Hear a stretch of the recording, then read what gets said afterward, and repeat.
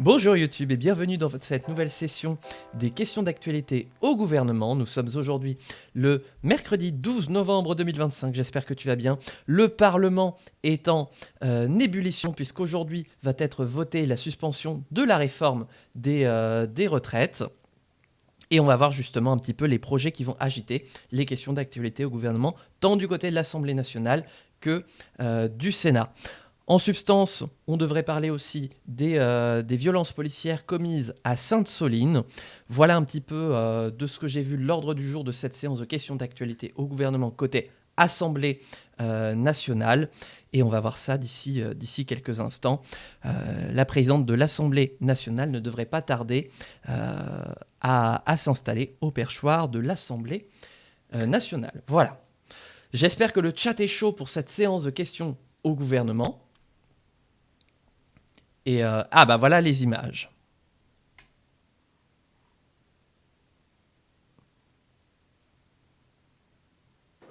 Bonjour à tous, la séance est ouverte. On y va pour cette séance de QAG. L'ordre du jour appelle les questions au gouvernement. La première va être posée par Monsieur Olivier Fahlorny pour le groupe démocrate. Démocrate et les députés Madame de la François Présidente, Bayrou. et en premier lieu, si la nouvelle est confirmée comme je l'espère, je veux vous dire ma très grande joie d'apprendre la libération de Boualem Sansal. Ah, Boualem Sansal. Ça y est.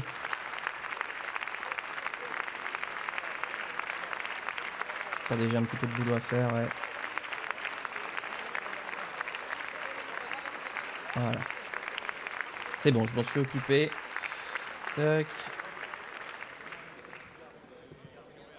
Alors, j'ai perdu par contre mon écran. Monsieur le ministre de l'Intérieur, il y a 10 ans, la France plongeait dans l'enfer d'une nuit de sang et d'horreur. Le 13 novembre 2015, le terrorisme islamiste attaquait notre République et ses valeurs avec une violence inouïe et une ampleur inédite. Et oui, ça va faire 5 ans 10 depuis ans le après, Bataclan. nous n'oublions pas. Nous n'oublierons jamais. Nous n'oublierons jamais les 130 victimes, les 70 enfants orphelins, les centaines de blessés pour toujours. Nous avons aussi le devoir de ne jamais oublier celles et ceux qui ont tout fait pour les sauver, souvent au péril de leur propre vie. Honneur à eux tous.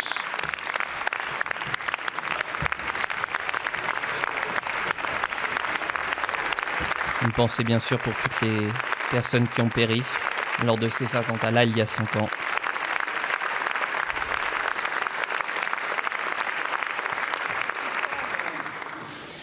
Tout le monde a célébré à juste raison le courage et le professionnalisme des unités spécialisées de la BRI et du RAID qui ont libéré les otages du Bataclan.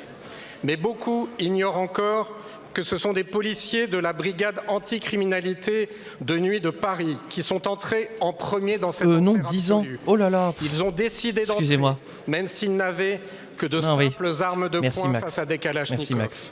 C'est leur commissaire et son équipier qui ont stoppé le massacre en abattant un des 3 terroristes. Ce sont 17 policiers de la BAC 75N qui ont immédiatement sécurisé la fosse et qui ont évacué eux-mêmes les premiers blessés. Tant de vies sauvées et pourtant ils ont été les héros oubliés du Bataclan.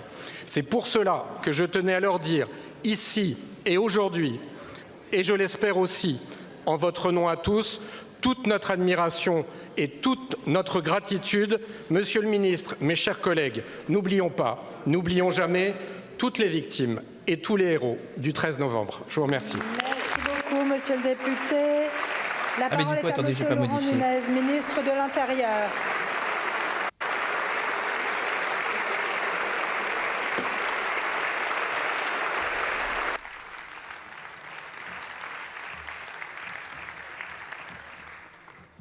Madame la Présidente, Mesdames et Messieurs les députés, Monsieur le député, permettez-moi évidemment, moi aussi à cet instant, au nom de tout le gouvernement, d'avoir une pensée pour les forces de sécurité intérieure qui sont intervenues ce soir-là et pour l'excellent travail qu'ils font depuis ce soir-là en matière de lutte contre le terrorisme sous l'impulsion du Président de la République. Vous avez raison de souligner que ce soir-là, il y a les forces spécialisées qui sont intervenues, notamment la BRI, appuyée par le RAID, et puis il y a eu tous ce qu'on a appelé les primo-intervenants, ces policiers femmes et hommes qui sont intervenus, qui ont interrompu la tuerie, qui ont aidé à l'évacuation des victimes. Il y avait la BAC-Nuit, il y avait bien d'autres équipages, parfois des équipages de police secours. Et je vous remercie, monsieur le député, de leur rendre un hommage. Croyez bien que le ministre de l'Intérieur que je suis, l'ensemble du gouvernement, nous ne les avons pas oubliés. Et dans mes fonctions précédentes, je sais ce qu'ils ont donné, à tel point d'ailleurs que je veux citer le livre que vient d'écrire Yvan Assioma, qui leur a donné la parole, qui a permis à ces primo-intervenants de s'exprimer, de raconter ce qu'ils ont vécu cette nuit-là.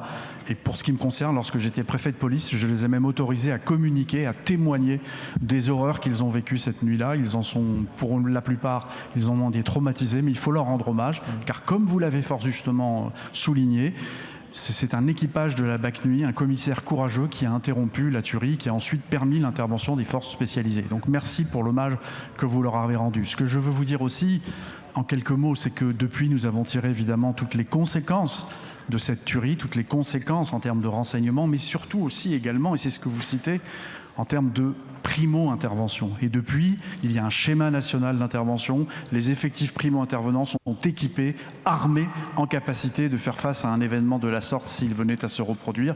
Et ça, évidemment, nous le devons à l'engagement qui a été très fort du président de la République et qui a demandé qu'on mette en œuvre tous ces plans d'action et qui font qu'aujourd'hui... Lequel, François Hollande ou Emmanuel Macron ? Réduit la menace. Merci.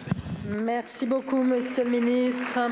La parole est à présent monsieur Joël Bruno pour le groupe Lyot. Les Indépendants, l'ancien maire de Caen, qu'est-ce que j'ai pu m'engueuler avec la présidente. Ma question s'adresse à Madame la ministre de la Santé.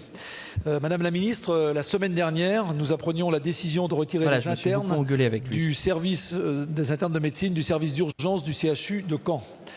Alors avec mes collègues maire de Caen et président de Caen-la-Mer, nous vous avions alerté à ce moment et je tiens au passage à vous remercier pour la mobilisation de la réserve sanitaire. Oui, ça dure 15 jours. Mise en œuvre, mais qui n'est malheureusement qu'une solution temporaire face à une crise aiguë qui vient, il faut bien le dire, après plusieurs mois de difficultés récurrentes. Alors cette décision de retrait des internes, elle est inédite et grave, car elle remet en cause 2 des missions centrales d'un service formé et soigné. Et président de Caen-la-Mer. Je tiens évidemment à apporter tout mon soutien aux internes et au personnel soignant du CHU, qui sont particulièrement touchés par cette situation, qui n'est certes pas spécifique à Caen, mais qui reflète un problème majeur dans l'organisation de notre système de santé, et plus particulièrement de celui des urgences. En effet, dans une situation, il faut bien le dire, globale, de manque d'urgentistes hospitaliers, on assiste, à l'exemple du Calvados, à une concurrence malsaine entre hôpitaux publics, aboutissant à une répartition des praticiens sans lien avec le nombre de patients accueillis sur chacun des sites. C'est con, hein, c'est pas comme s'il avait poussé à cette concurrence-là. La première est évidemment d'ordre organisationnel à l'échelle du groupement hospitalier de territoire. Et la seconde concerne davantage l'attractivité de l'hôpital public en général, en particulier pour des missions à forte contrainte, comme le sont les services d'urgence. Donc ma question, Madame la Ministre, est double. Est-ce que le gouvernement compte engager un travail de fond sur l'attractivité de l'hôpital public et notamment du métier de médecin urgentiste ? Et puis, seconde question, est-ce que le gouvernement compte doter les ARS ou les groupements hospitaliers de territoire d'outils juridiques leur permettant de mieux organiser les soins en obligeant à une coopération entre établissements, aboutissant ainsi à la création d'équipes médicales de territoire ou à tout le moins à la mise en place de sinon t'embauches directement du personnel de santé. Établissement support pour tout praticien urgentiste sur un même territoire.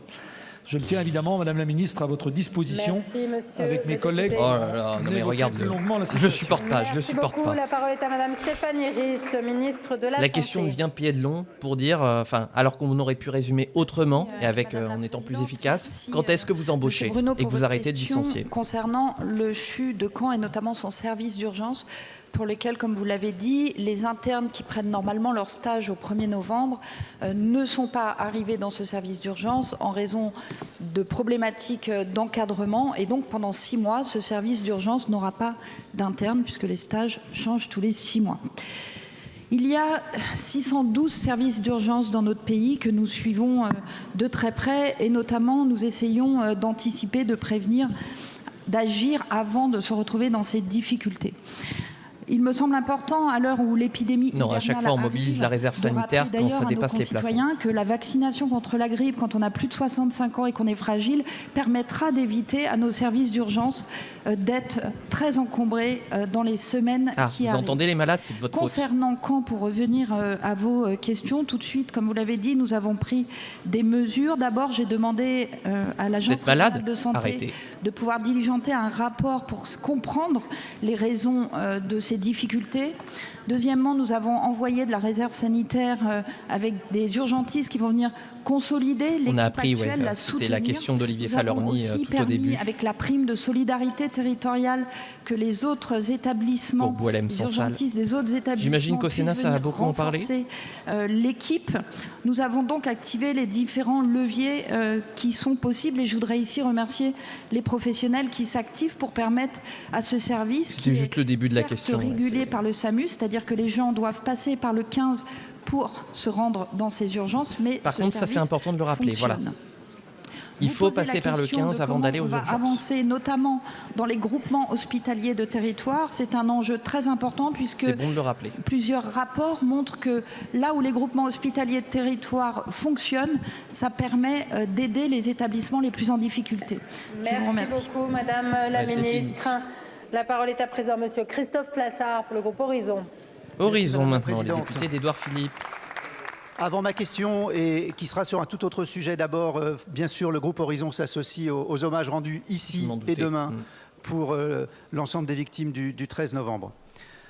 Monsieur le ministre de l'Intérieur, il y a une semaine, l'île d'Oléron a connu l'impensable. 30 minutes d'une chevauchée automobile qui avait pour but de tuer. Mes questions sont simples. Avez-vous des nouvelles des victimes, de l'enquête, de la perspective d'un procès ? M'exprimer sur ce drame est délicat, tant chaque prise de parole doit être mesurée en pareilles circonstances. Je pense que notre Assemblée ne pourra que partager mes pensées pour ceux qui ont vécu ce funeste événement et plus globalement pour les habitants de ce territoire paisible, attachés à sa solidarité et à sa tranquillité. D'abord, pour les 5 victimes touchées dans leur chair, mais aussi pour ceux qui ont échappé à cette catastrophe. Ensuite, bien sûr, à tous ceux qui ont été impliqués, les habitants secourant et alertant, toute la chaîne de solidarité, d'aide et d'action composée des élus municipaux, des polices, des pompiers, de la préfecture, de la gendarmerie, du SAMU, coordonnés avec efficacité par les services de l'État. Tous ont permis d'éviter un bilan plus tragique. Chaque maillon de cette chaîne a été solide, résistant, efficace. Je vous remercie de m'avoir prévenu aussitôt et d'avoir décidé de vous rendre sur place, de m'avoir proposé de vous accompagner grâce à la logistique de l'État. Comme pour notre collègue Pascal Markowski, dont la collaboratrice parlementaire est parmi les victimes. Votre présence a été un signe fort et apprécié de tous. Je sais combien la brutalité de cette journée a fait basculer la vie de nombreuses personnes, avec aujourd'hui le temps des soins. Vient ensuite le temps de la reconstruction physique et psychologique, puis le parcours judiciaire et nous le souhaitons, le procès. Aujourd'hui, la population s'interroge. L'auteur des faits, un marginal mis en examen pour tentative d'assassinat, a été décrit comme ayant une altération du discernement. Beaucoup craignent que cela n'aboutisse à une irresponsabilité pénale totale, suscitant incompréhension et colère. Alors, de façon posée, hors des polémiques et dans le respect des victimes, pouvez-vous répondre à mes questions et éclairer les Oléronais et plus généralement les Français? Je vous remercie. Merci, monsieur le député. La parole est à monsieur Laurent Nunez, ministre de l'Intérieur.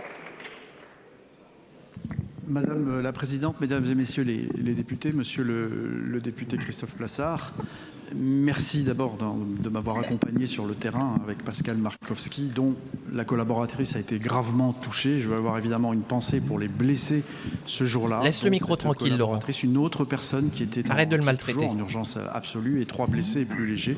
Laurent, les violences policières, ça suffit. Ils sont toujours dans un état grave. Leur pronostic vital n'est plus engagé, mais ils sont toujours dans un état grave. Merci d'avoir salué la promptitude de l'intervention des forces de sécurité. Je me fais respecter du ministère de l'Intérieur. Notamment ceux de la brigade territoriale d'Oléron, de Saint-Pierre-d'Oléron, qui se sont tout de suite mobilisés et qui ont permis de mettre fin à ce que j'ai qualifié tout de suite d'un périple meurtrier. C'est bien ça dont il s'agit. Et puis merci ici également laisse le micro tranquille. aux secouristes qui sont intervenus.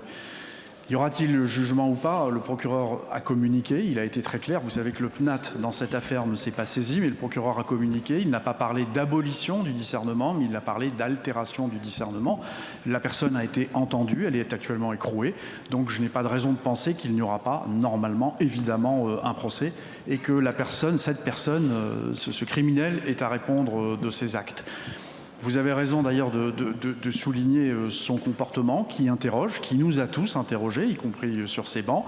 Le procureur national a tranché, il n'en demeure pas, antiterroriste a tranché, il n'en demeure pas moins, je le redis, que ça reste un périple meurtrier. Ce sont des faits extrêmement graves que cet individu a évoqué, a eu un certain nombre de références religieuses, et ce qui ne fait que renforcer la détermination des forces de sécurité intérieure, des services de renseignement à détecter ces individus. Voilà ce que je peux vous dire, monsieur le député, en vous remerciant à nouveau, vous-même, ainsi que M. Pascal Markowski, de m'avoir accompagné sur l'île d'Oléron en ce très triste jour, il y a maintenant 8 jours. Merci beaucoup, Monsieur le Ministre.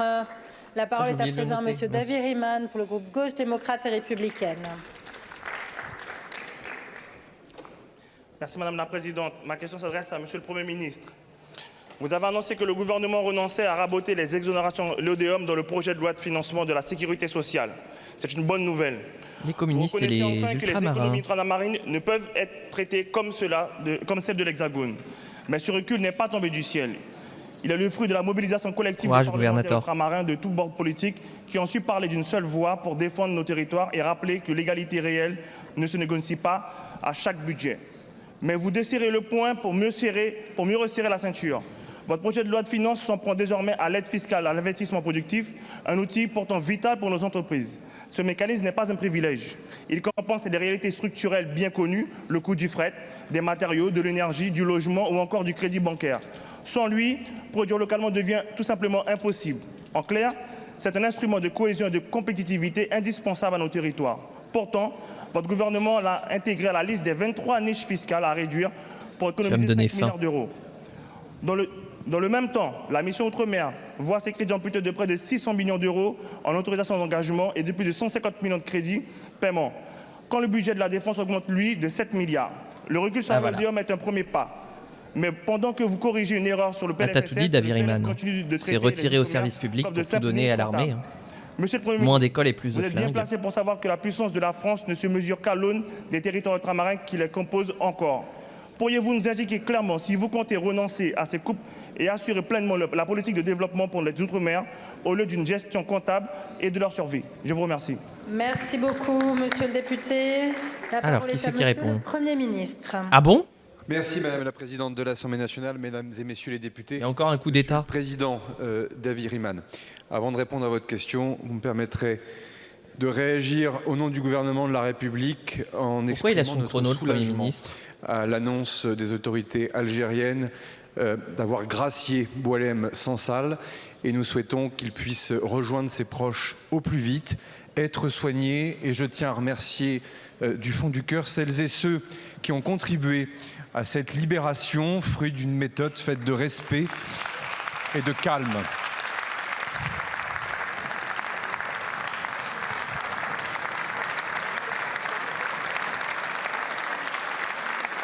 Je suis sûr que là au Sénat, ils sont tous en train de réécrire leurs questions au gouvernement pour parler de Boualem Sansal. J'en suis sûr.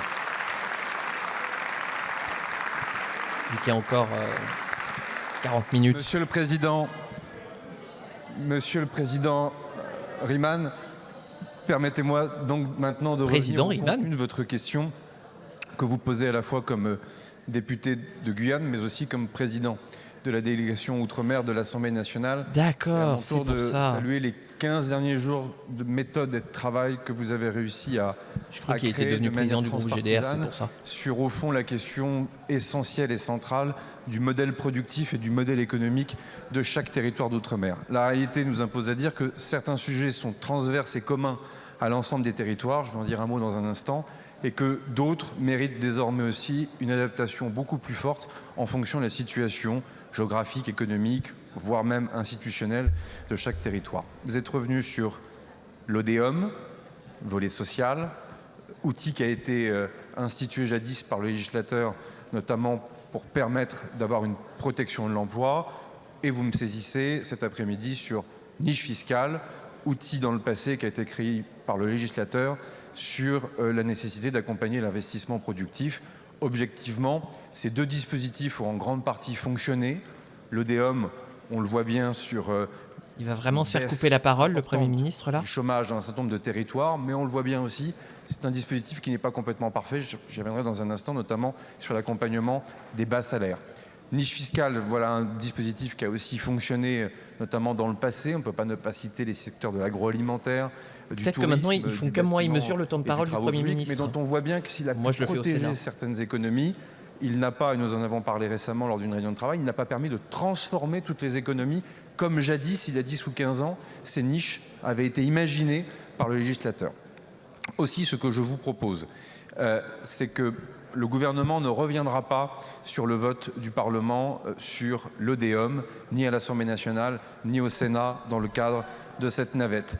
Que pour les niches fiscales, le gouvernement émettra un avis de sagesse ou un avis favorable pour l'ensemble des amendements issus de ce travail transpartisan que vous avez initié dans le cadre de la délégation Outre-mer. C'est facile, s'ils ne sont pas votés. D'aller plus loin et de répondre favorablement à un certain nombre de demandes, c'est de réaliser enfin l'étude d'impact territoire par territoire que vous m'avez demandé. Oui, non, Stéphane Peu, il n'a pas de moustache. Nombreuses reprises pour voir quels sont les effets positifs. Qu'on parle de ça. Il y en a parfois déceptifs, on le sait tous. Il y en a aussi en fonction de la situation économique de chacun de ces territoires et d'enfin avancer vers un modèle productif, économique beaucoup plus global qui doit nécessairement aussi inviter l'ensemble des freins européens que nous avons à lever. On ne peut pas ne pas citer le POSEI, on ne peut pas ne pas citer, vous qui êtes député de la Guyane, l'ensemble des freins qui sont donnés actuellement sur la pêche ou sur l'économie du bois, pour lequel on doit avoir une adaptation et non pas un rabot de ces niches pour avoir un effet levier qui soit efficace et avoir un modèle productif qui va de l'avant. Je terminerai par dire que, oui, ce serait bien. Au fond, il y a quelque chose de curieux parce que tous ces mécanismes ont été imaginés par nos anciens pour permettre une égalité réelle et une émancipation économique de chacun de ces territoires. Et au fond, on se retrouve désormais dans une forme de dépendance à ces outils.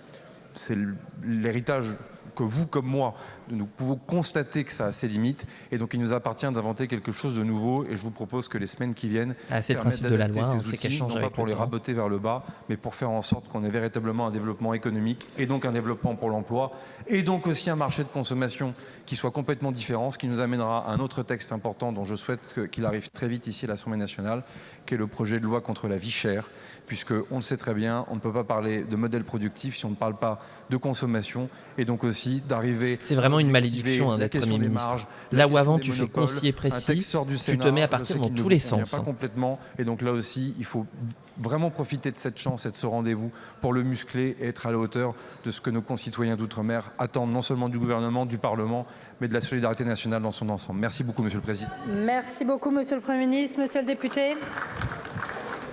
Oui, merci Monsieur le Premier ministre. Je tiens juste à rappeler quand même que nous ne voulons pas dépendre des aides, nous voulons vraiment des territoires qui soient en capacité de produire et d'avoir l'économie qui soit résiliente.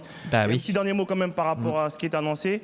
Effectivement, nous saluons la libération de Boualem Sansal, mais je tiens à rappeler à la représentation nationale qu'il y a Steve Rouillard, qui est origine de la Guadeloupe, qui est encore emprisonné au Togo. Et j'attends la même sérénité de la part du gouvernement pour le faire sortir aussi des joueurs du Togo. Ah, tiens, oui, c'est bon de le rappeler. Merci beaucoup, Monsieur le député. La parole est à Monsieur Olivier Fessa pour le groupe UDR. UDR, oula, ça y est, on est dans la période chiante. Madame la Présidente, avant toute chose, le groupe UDR salue la libération de Boualem Sansal et remercie l'Allemagne qui a joué un rôle déterminant dans cette libération. Ah bon? Ma question s'adresse au ministre de l'Intérieur, Monsieur Laurent Nunez. Les chiffres de l'insécurité pour octobre 2025 viennent de tomber. Et que voit-on? Une France qui sombre, une France qui saigne, une France qui devient jour après jour une véritable France orange mécanique. Regardez les chiffres, regardez-les en face. Escroquerie, plus 9%. Homicide, plus 8%. 73 morts de plus, 73 vies fauchées, 73 familles brisées. Violence sexuelle, plus 7%. Agression, plus 4%. Vol violent, plus 3%. Vandalisme, plus 3%. Même les vols sans violence qui étaient en baisse repartent à la hausse de 4%. J'imagine déjà votre réponse rassurante, Monsieur le ministre de l'Intérieur, mais je vous parle au nom des Français qui ne sont ni préfets de police, ni ministres de l'Intérieur. De là où vous êtes, vous ne vivez plus dans le réel, mais la rue, elle brûle. Je viens vous parler des vrais gens, ceux qui voient, ceux qui vivent, ceux qui subissent cette insécurité, pas seulement au travers de chiffres abstraits. Les Français ne se sentent plus en sécurité nulle part, ni dans leur quartier, ni dans le métro, ni devant chez eux. C'est le chaos sécuritaire, c'est l'ensauvagement d'une nation autrefois fière, autrefois respectée, autrefois protégée. Mais vous persistez dans ce négationnisme sécuritaire. Vous niez le lien évident, criant... Oui, alors parler de négationnisme pour un parti d'extrême droite, j'aurais pas osé. Hein. Alors je vous pose la question. Quelle faut la faire celle-là. Immédiate, radicale, allez-vous enfin prendre pour mettre fin à cet ensauvagement, pour rendre la rue aux Français, pour que nos enfants puissent rentrer seuls de l'école, pour que nos femmes cessent d'avoir peur le soir? Je vous remercie. J'aime bien parce qu'il ne fait pas du tout dans la démesure. Mais alors pas du tout. Madame la Présidente, Mesdames et Messieurs les députés, Monsieur le député. Oui, c'est normal, l'hydrolyse. Loin de moi l'idée d'avoir des paroles rassurantes. C'est pour ça que j'ai pas bu tout de suite. Moi, je suis un homme d'action. Je suis dans l'action tous les jours, à la tête des policiers et des gendarmes pour lutter contre la délinquance. Je ne nie pas les chiffres que vous citez, qui sont d'ailleurs les chiffres du mois d'octobre. Vous l'avez dit vous-même, hein, c'est mieux quand on prend des séries un petit peu plus longues. Vous avez des chiffres, j'en ai d'autres. Je peux vous dire que depuis le début de l'année, les cambriolages baissent de 5%, les vols violences de moins 5%, les vols de véhicules de moins 9%. Et voilà, et c'est pour ça que torturer suffisamment un jeu de données et il vous donnera les réponses que vous voulez avoir. Il y a d'autres chiffres, il y a d'autres façons de présenter la délinquance. La seule chose que je peux vous dire, c'est que nous sommes sur le terrain. C'est con, hein, mais il fait que je suis d'accord avec le ministre de l'Intérieur. Hein. Il faut le faire. Aussi bien que vous, monsieur le député, aussi bien que vous, de par toute l'action que j'ai menée à la préfecture de police et de par mes origines qui sont à Bourges, je connais bien les quartiers de Bourges-Nord, je connais bien les difficultés du terrain. Ce que nous faisons, nous sommes présents sur le terrain. C'est un bourgeois. Nous avons un dispositif de littéralement. Comment on appelle les habitants de Bourges? C'est des bourgeois qui nous ont été octroyés depuis le début du quinquennat.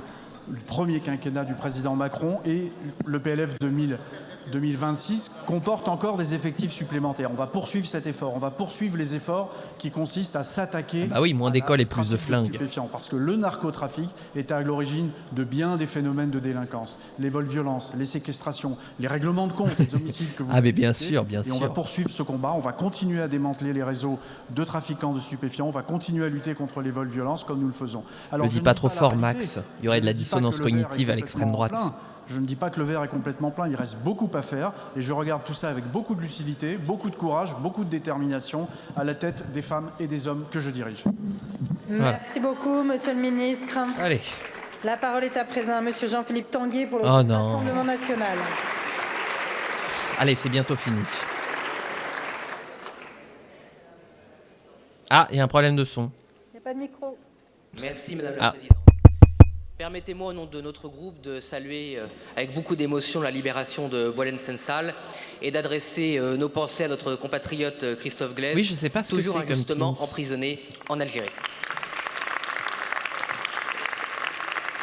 Monsieur le Premier ministre, comme tous les macronistes, vous saviez qu'Emmanuel Macron ruinait la France. Comme tous les macronistes, vous avez laissé Emmanuel Macron ruiner la France. Et comme tous les macronistes, vous avez couvert et couvrez encore les mensonges d'État qui ont permis la ruine de la France.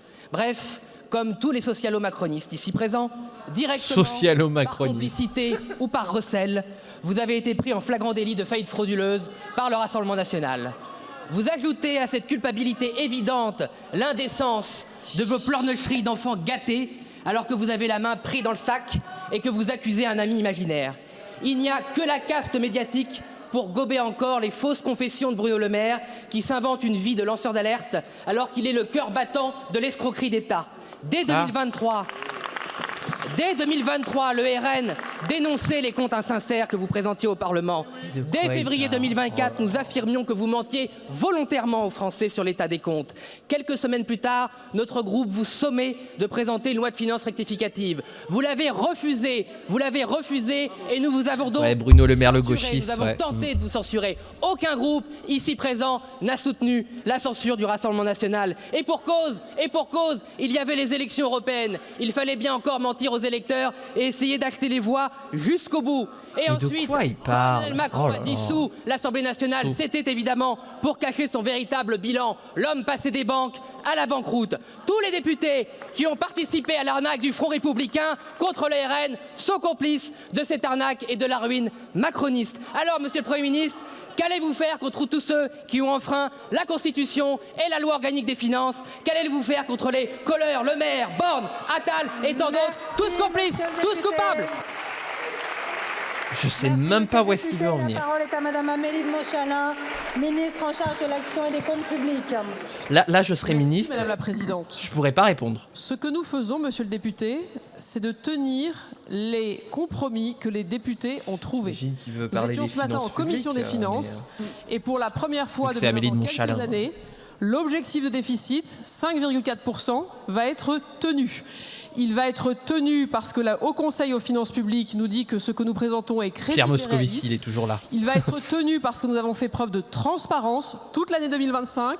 Nous avons réuni des comités d'alerte. Nous avons fait toute la transparence avec tous les parlementaires en avril, puis en juin. Je loue le calme d'Amélie de Montchalin. Je ne pourrais pas lui répondre calmement à Tanguy. Et au Sénat, un projet de loi de gestion qui arrivera dans cet hémicycle lundi et qui pourra précisément montrer que nous avons en 2025, vous demandez ce que nous faisons, eh bien nous avons fait ce qui était notre devoir, respecter le vote du Parlement, tenir le déficit. Ensuite, monsieur le député, vous avez utilisé un lexique qui est le lexique du procès. Il y aurait des coupables, il y aurait des arnaques, il y aurait des mensonges, il y aurait des complicités, il y aurait des recels. Alors monsieur le député, dans notre pays, quand une action politique est mise en question, il y a pour cela une cour, la Cour de justice de la République. Vous ne pouvez pas impunément considérer que des actions politiques ont été menées non conformes à la Constitution sans en donner ensuite d'autres éléments. Il faut des noms, sinon vous finirez comme Robespierre. Sur les documents, sur les données. Nous sommes sous le regard permanent du Haut Conseil aux finances publiques qui systématiquement n'a jamais dit qu'il était insincère. Si c'était le cas, jamais les textes n'auraient pu être évalués ni examinés. Et donc je pense, monsieur le député, que nous avons à être ça va, gouvernateur, c'est bon, t'es passé là. Responsable de nos actions et responsable de nos mots. Je vous remercie. Merci beaucoup, Madame la Ministre. J'arrive pas à voir c'est quoi son pin, ça, Yael. Madame Pauline Levasseur pour le groupe EPR. Ensemble pour la République, les macronistes. Donc. Mesdames et messieurs les députés, chers collègues, ma question s'adresse à monsieur le ministre de l'Intérieur. S'il est un territoire qui connaît le coût de la douleur, le prix des larmes et l'horreur du terrorisme, c'est ma ville d'Arras. Ma ville d'Arras, où au lycée Gambetta, Dominique Bernard a été sauvagement assassiné en défendant son établissement, en défendant ses élèves, en défendant le savoir et la liberté. Monsieur le ministre, demain la France commémorera le triste anniversaire des attentats du 13 novembre. Oui, en quelques minutes, plus d'une centaine de nos compatriotes ont perdu la vie. Des centaines ont été blessés. Et tout un pays a été marqué à jamais par cette attaque monstrueuse de l'islamisme contre notre pays. Une fois de plus, avec vous toutes et vous tous, je veux rendre hommage aux victimes, à leurs familles et à leurs proches. Je veux saluer l'action exceptionnelle de nos forces de l'ordre, de nos secours et de nos services de renseignement.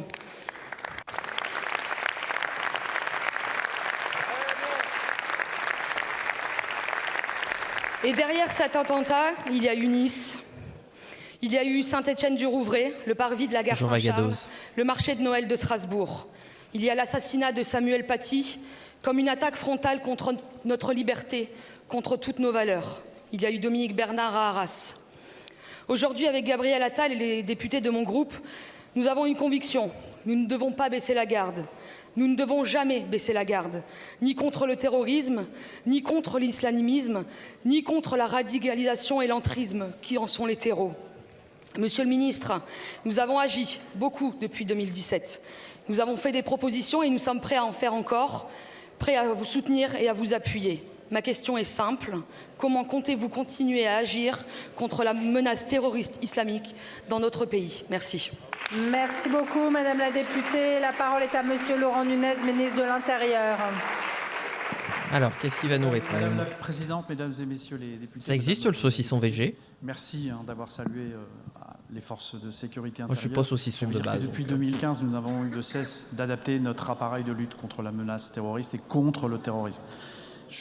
2015, je veux saluer l'action du président François Hollande, de mes deux prédécesseurs, M. Cazeneuve et M. Valls, du président de la République qui, en 2017, comme vous le savez, s'est emparé de ce sujet. Nous avons une loi antiterroriste. Je rêve où les députés sont en train d'applaudir Manuel Valls. Et des gardes des Sceaux qui se sont succédés. Nous n'avons eu de cesse de renforcer notre dispositif de lutte contre le terrorisme. Les budgets des services de renseignement ont été doublés. Les effectifs ont été augmentés de manière significative. Nous avons maintenant un arsenal juridique qui nous permet de contraindre ces personnes, de mieux détecter les menaces. Et puis, bien évidemment, un arsenal en matière de renseignement. Et puis, des efforts budgétaires conséquents qui ont été faits. Voilà, les mailles du filet se sont resserrées. Le risque zéro n'existera jamais, évidemment. Ce serait insensé de le dire. Ce serait mentir aux Français que de dire que le risque n'existe plus. Mais nous l'avons réduit de manière significative. Et donc oui, les services de renseignement continuent à travailler. Vous avez cité la radicalisation violente, le terrorisme, il y a eu le séparatisme auquel nous nous sommes attaqués. Et oui, l'action que nous allons poursuivre, et le président de la République l'a annoncé, le Premier ministre également l'a annoncé. Est-ce qu'il a parlé d'écoterrorisme, puisque c'est la prochaine question, attention. Politique qui accrochez-vous. Ne dit pas son nom, qui diffuse au sein de la société et qui vise à imposer une loi religieuse. Alors oui, nous allons poursuivre ces travaux, nous allons poursuivre ces chantiers.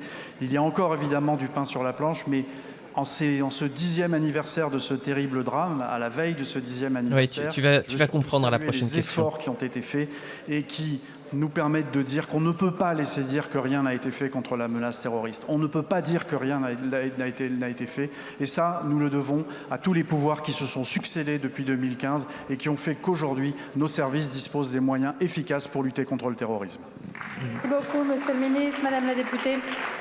Donc, la parole est à présent à Madame Anne Stambach-Thérenard pour le groupe La France Insoumise. Les députés de Jean-Luc Mélenchon. Merci Madame la Présidente. Je ne compte plus les mecs qu'on a éborgnés. Un vrai kiff. Vous balancez entendu, bien joué, en pleine gueule. Faut qu'on les tue. J'ai signé pour ça, mec. J'ai attendu 10 ans de gendarmerie pour vivre ça. Dans le cortège, il y avait des gamins. Ouais, bah c'est le jeu. Fallait pas les emmener. Je condamne les violences. S'il y a bien des violences que je condamne, c'est celle-là. Le 25 mars 2023. Ce jour-là, une manifestation joyeuse s'était lancée à travers champs. Des gens de tous âges, pique-nique dans le sac à dos. On rit, on chante. Et puis le chaos. Allez, s'il vous plaît, 5000 grenades tirées en quelques heures. Les cris, les larmes, le sang. Je revois cette jeune fille portée par plusieurs personnes. Et ces mots. Elle a plus de mâchoire. Oh. Ce tout jeune homme qui pleurait dans mes bras. Cet autre, la joue à moitié arrachée, prêt à se faire recoudre là, sans anesthésie. Tous ces visages ensanglantés, tous ces gens qui boitaient, tous ces blessés dans des couvertures de survie allongés dans la boue. Juste pour faire de belles images pour le JT. Par une chaîne humaine, défaite par des tirs tendus de lacrymo depuis des quads lancés à toute allure. Légitime défense, selon l'IGGN. Mon cul. J'entends encore cette soignante paniquer. Mais il faut leur dire, c'est n'importe quoi. Je m'en suis pris plein la gueule en allant récupérer. Je l'ai pas, mais on va imaginer collectivement. Et Serge, entre la vie et la mort, qui attendra 3 heures avant d'être héliporté. 200 blessés, 4 gravissimes, des témoignages terrifiants. Mais trop occupé à attaquer les soulèvements de la Terre et la Ligue des droits de l'homme, le ministre Darmanin ne demande pas d'enquête administrative. L'IGGN possède les images depuis 2 ans, mais personne, monsieur le ministre, n'a considéré que des gradés ordonnant des tirs tendus potentiellement mortels, que des gardiens de la paix se réjouissant de faire des blessés, c'est une faute grave. La nation vous écoute aujourd'hui. Si ce n'est pas une stratégie délibérée de répression ultra-violente de vos opposants, alors au nom de Serge, d'Alix, d'Olivier, de Mickaël et tous les autres, pourquoi n'avez-vous rien fait, rien dit, ni sanctionné personne en 2 ans et demi? Merci. Bon, bah au moins ça va à l'essentiel. Allez. La parole est à monsieur... Pas à supprimer, mais à rendre indépendante, pour le coup. Madame la Présidente, Mesdames et Messieurs les députés, Madame la députée, d'abord, le contexte de cette manifestation, c'était une manifestation interdite. Elle n'était pas, c'était pas donc une ça légitime tout. Joyeuse. On a le droit de casser tout le monde, voilà, de défier la loi, de faire des choses illégales. Les gendarmes ont eu à faire face à une violence sans nom. Une violence inégalée, inédite. Justement, les images prouvent le contraire. Ils ont reçu des projectiles, leur fourgon a été incendié. Donc il est bon de rappeler le contexte. Non, ça c'est du narratif, c'est donner sa version des faits. Vous citez des propos qui ont été relayés par les médias. Des propos qui sont, je vous le dis tout de suite, intolérables, inacceptables.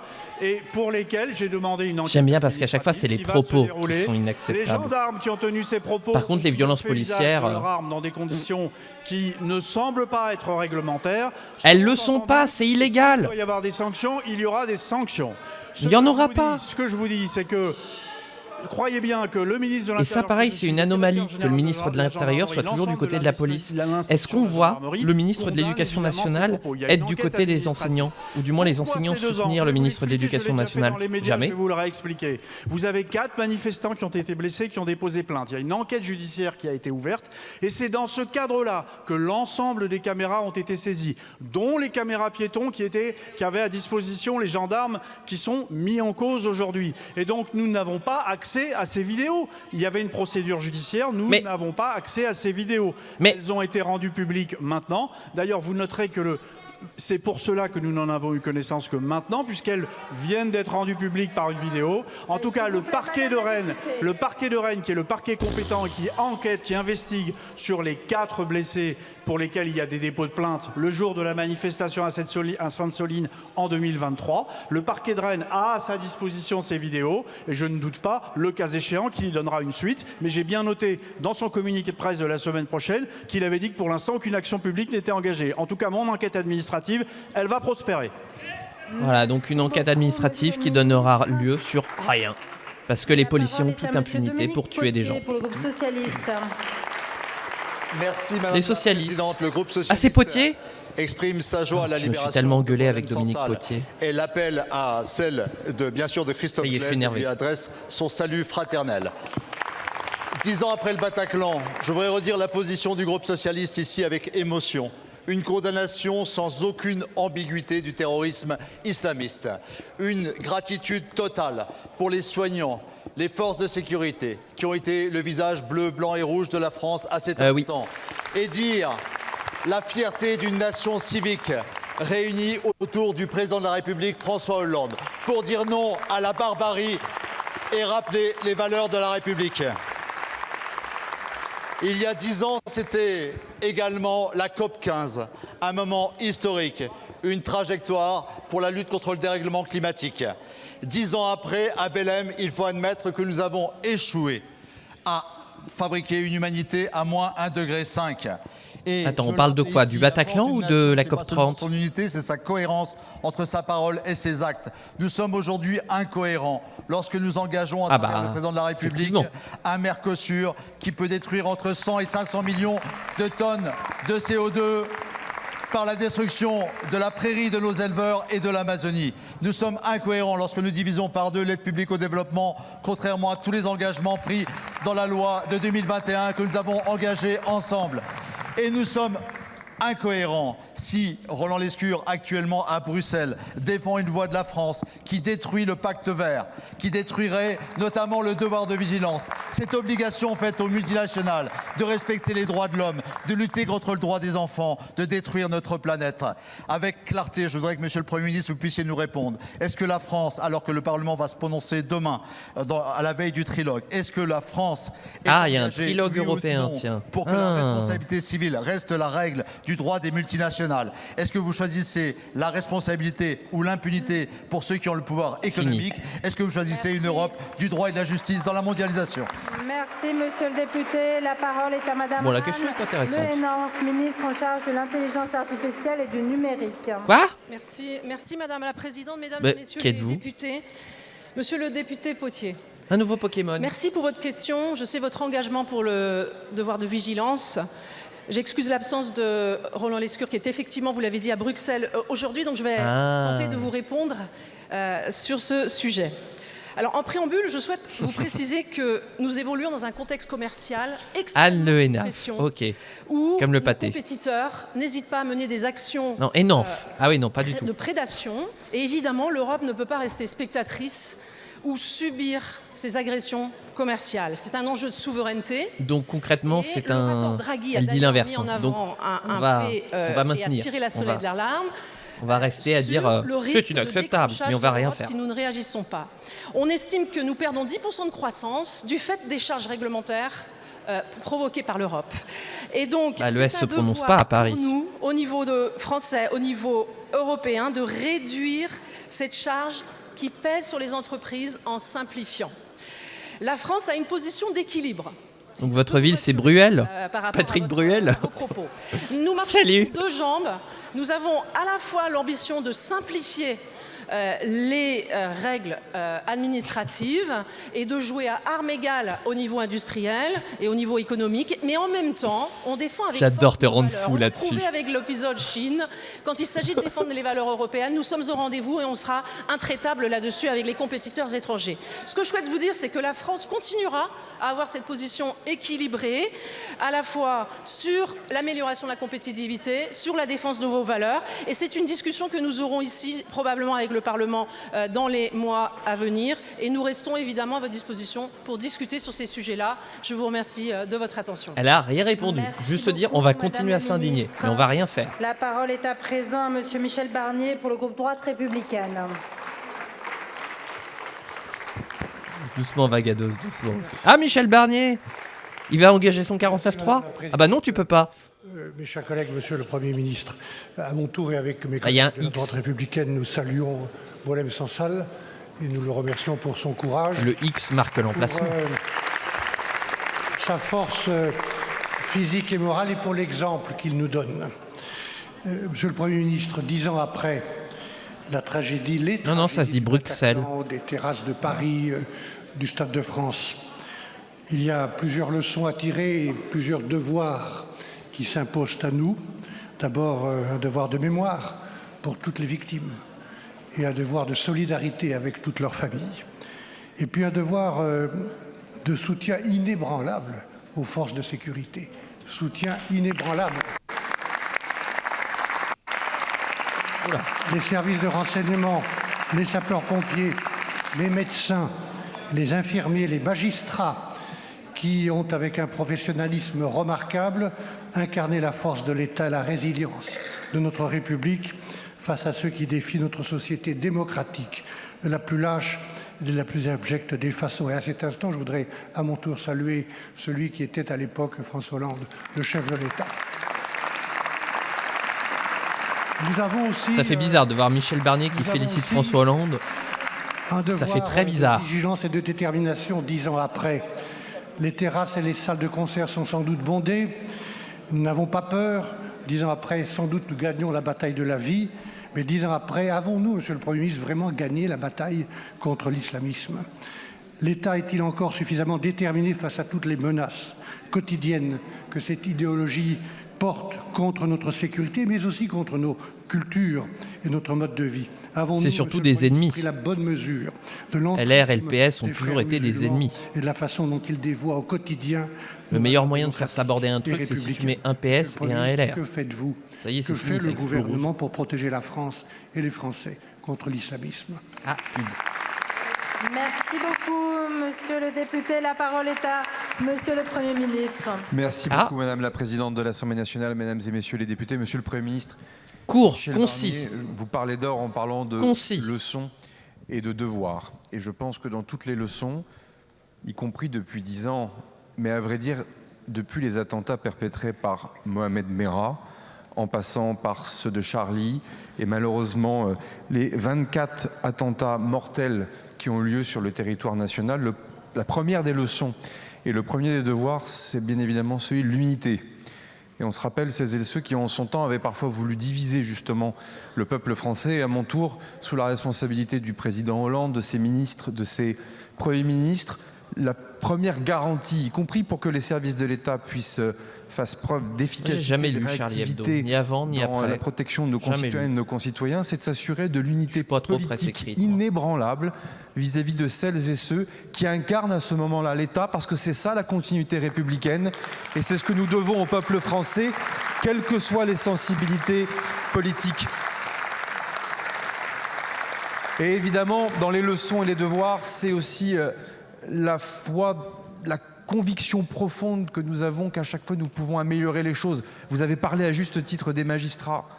Ce procès hors norme qu'a été celui de celles et ceux qui ont perpétré ces actes horribles, est aussi une avancée pour notre justice et pour l'autorité judiciaire, monsieur le garde des Sceaux, et on doit en tirer quelque chose. Pareil pour l'efficacité des forces de l'ordre, de la Direction générale de la sécurité intérieure. Ça a été rappelé sur de nombreuses réponses que le ministre a pu avoir devant vous cet après-midi. Et comment ne pas aussi citer, et de là où je viens, pardon de le faire, l'action de nos forces armées, de la Direction générale de la sécurité extérieure, car dès le mandat du président Hollande, il a fallu prendre aussi des décisions courageuses sur le terrorisme, car la menace est certes endogène, mais elle est encore exogène, évidemment dans la situation au Levant, évidemment avec les menaces portées que font peser l'État islamique au Haut-Khorasan sur l'ensemble des pays d'Europe. J'ai pas l'habitude, moi, de voir Hollande féliciter comme ça. On y reviendra, puisqu'il était question tout à l'heure de l'augmentation du budget des armées, mais on le voit bien que la lutte antiterroriste, Valls tout à l'heure, Hollande maintenant, y compris dans des pays amis comme l'Irak, qui connaît actuellement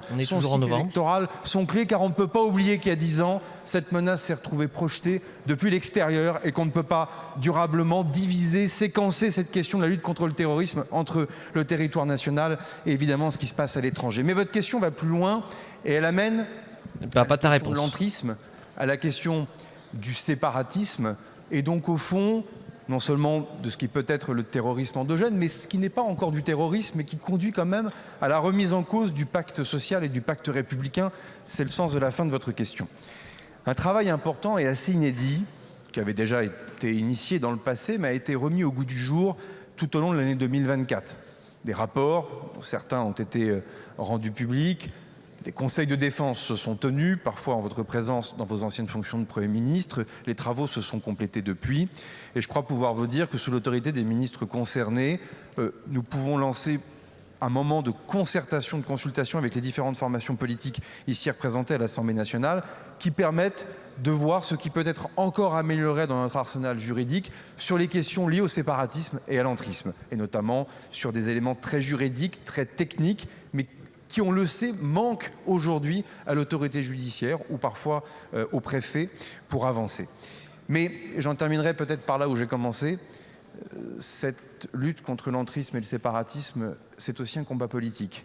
Et toutes les lois, tous les décrets, tous les juges, tous les préfets n'effaceront pas la nécessité pour l'ensemble des formations politiques, l'ensemble des partis politiques, de lutter contre ces idéologies, de contrer contre l'entrisme sur les listes aux prochaines élections municipales, où chaque parti politique, chaque patron de parti politique, chaque commission d'investiture doit faire le ménage et être en situation de se dire que toutes les lois, toutes les règles ne viendront pas écarter la nécessité de mener ce combat politique dans l'unité et pour la République. Et de cela, je propose que nous le fassions, nous toutes et nous tous, ensemble, car c'est ce que nous devons, pardonnez-moi, au peuple français qui attend de nous, au-delà des paroles. Est-ce que j'ai vraiment cru comprendre ce qu'il a voulu dire ? Merci pour votre question.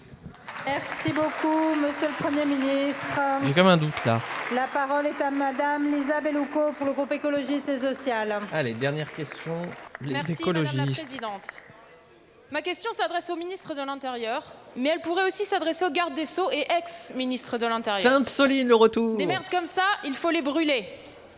Je ne compte plus les mecs qu'on a éborgnés. Moi, j'ai envie d'aller les tabasser. Ces propos ont été tenus par des gendarmes lors de la manifestation de Sainte-Soline le 25 mars 2023. C'est ce que révèlent les images de caméras piétons des forces de l'ordre diffusées par Libération et Mediapart la semaine dernière. Il est là derrière. Ces propos sont choquants.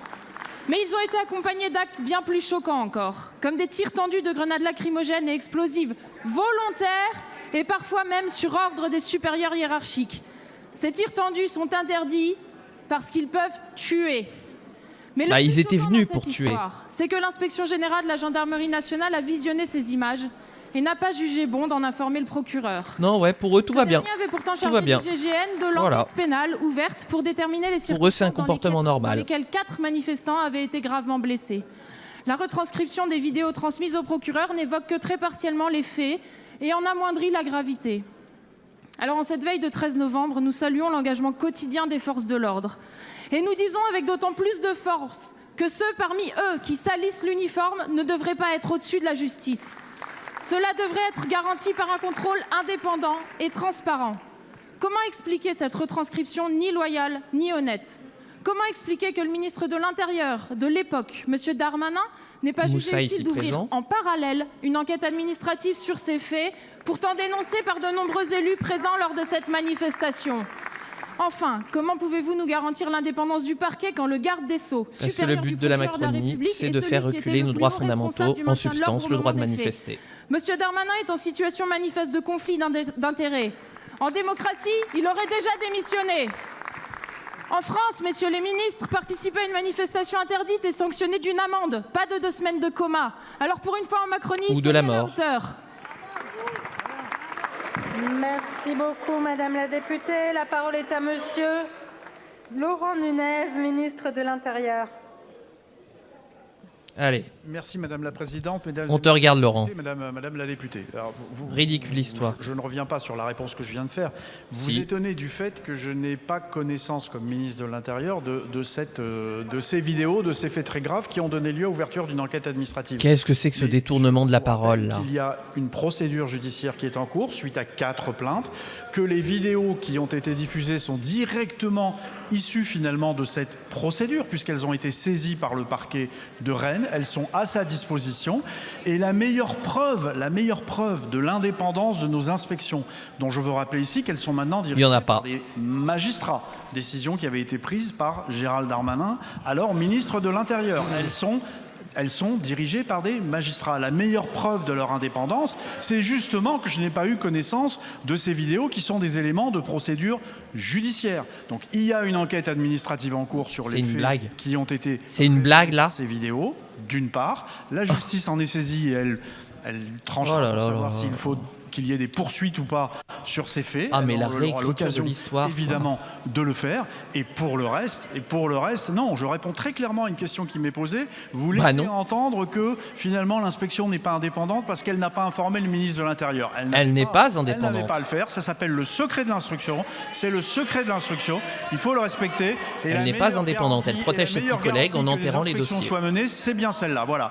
Et à cet instant, évidemment, je veux redire que lors de cette manifestation, 48 gendarmes ont été blessés. 48 gendarmes ont été blessés. C'était une manifestation d'une violence inouïe. Et déclenchée par les gendarmes. Qui a été apportée. Il est révélé par la vidéo. Il y aura une enquête. S'il le faut, il y aura des sanctions. Justement, ce que les images ont prouvé, c'est qu'il n'y avait aucune violence de la part des manifestants et que la violence a été provoquée par les gendarmes, justement à la demande du ministère de l'Intérieur et des autorités de gendarmerie. Voilà ce que ça a prouvé.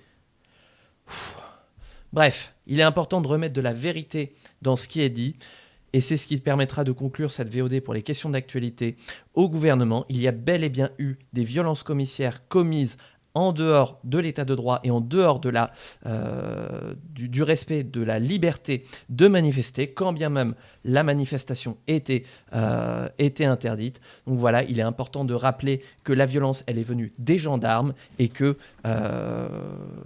c'est ça qui a causé l'embrasement de Sainte-Soline.